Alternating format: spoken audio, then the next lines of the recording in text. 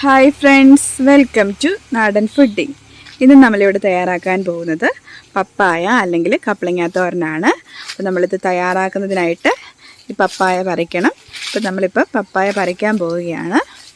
ഇതാണ് നമ്മുടെ പപ്പായ അല്ലെങ്കിൽ കപ്ലങ്ങ. അപ്പം നമുക്കിതാദ്യം ഇത് പറിക്കാം. അതിന് ശേഷം നമുക്ക് ഇതുപയോഗിച്ച് എങ്ങനെയാണ് കറി ഉണ്ടാക്കുന്നത് നോക്കാം.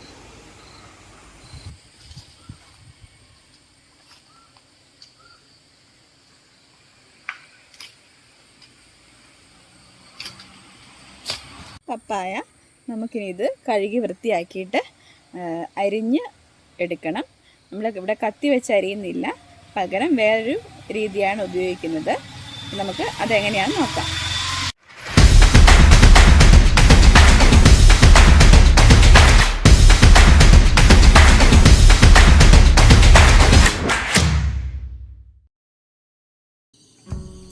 കപ്ലങ്ങ നമുക്ക് ചെത്തി വൃത്തിയാക്കി എടുക്കണം. നമുക്കിത് മുറിക്കാം.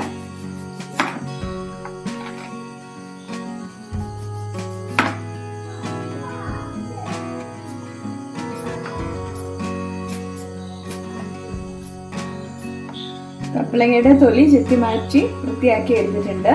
ഇനി നമുക്കിത് ചെറിയ കഷ്ണങ്ങളായിട്ട് അരിഞ്ഞ് വേറൊരു പാത്രത്തിലേക്ക് മാറ്റാം. ഇതുപോലെ ചെറിയ കഷ്ണങ്ങളായിട്ട് ഞാൻ അരിഞ്ഞെടുത്തിട്ടുണ്ട്, ഈ വലുപ്പത്തിൽ കേട്ടോ. ഇനി നമുക്കിത് മിക്സിയുടെ വലിയ ജാറിലേക്ക് മാറ്റാം. ചെറുതായിട്ട് അരിഞ്ഞ കപ്ലങ്ങ നമുക്ക് മിക്സിയുടെ ജാറിലേക്ക് ഇട്ട് കൊടുത്ത് 1-2 ട്രിപ്പായിട്ട് ഇട്ടാൽ മതി കേട്ടോ. ഇത് നമുക്കൊന്ന് ചോപ്പ് ചെയ്തെടുക്കാം.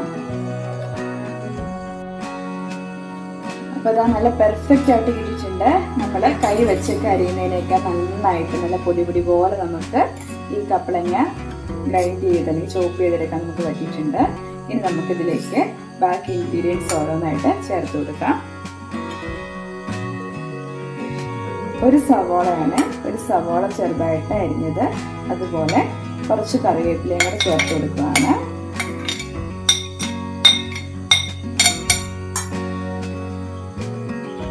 അതുപോലെ അരമുറി തേങ്ങ ചിരണ്ടിയത്, ചെറിയ തേങ്ങയാണ്, ഒത്തിരി വലുതല്ല, ചെറിയ തേങ്ങ. കറക്റ്റ് പറഞ്ഞ ഒരു കപ്പ് തേങ്ങയുണ്ട്. അതുപോലെ 2 പച്ചമുളക് ചെറുതായിട്ട് അരിഞ്ഞത്, പിന്നെ ഒരു ചെറിയ കഷ്ണം ഇഞ്ചി ചെറുതായിട്ട് അരിഞ്ഞത്, അതുപോലെ ആവശ്യത്തിന് ഉപ്പ്, പിന്നെ കുറച്ച് മഞ്ഞൾപ്പൊടി.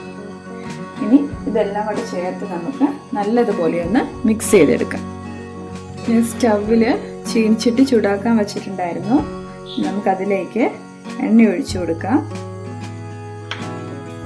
എണ്ണ ചൂടായി വന്നിട്ടുണ്ട്. നമുക്കതിലേക്ക് കടുക് ചേർത്ത് കൊടുക്കാം.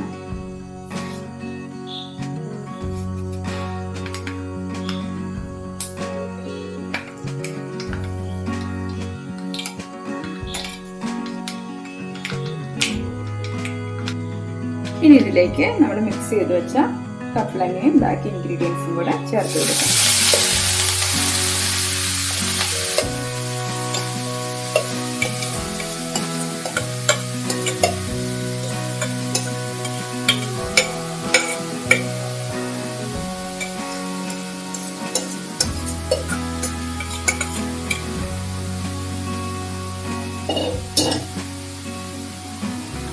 ഫ്ലെയിം നമുക്ക് സിമ്മിലിട്ടിട്ട് മൂടി വയ്ക്കാതെ വേവിച്ചെടുക്കാം.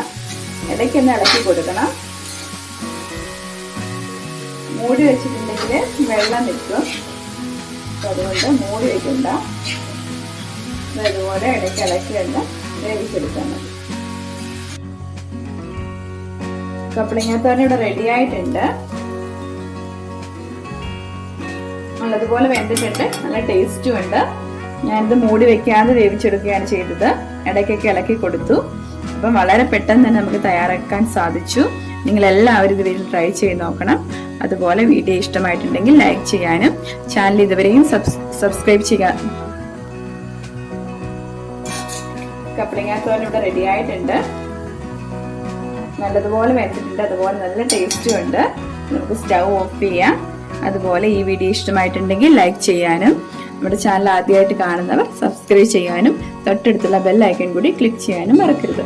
വീണ്ടും മറ്റൊരു റെസിപ്പിയുമായി നമുക്ക് കാണാം. അതുവരേക്കും ബൈ.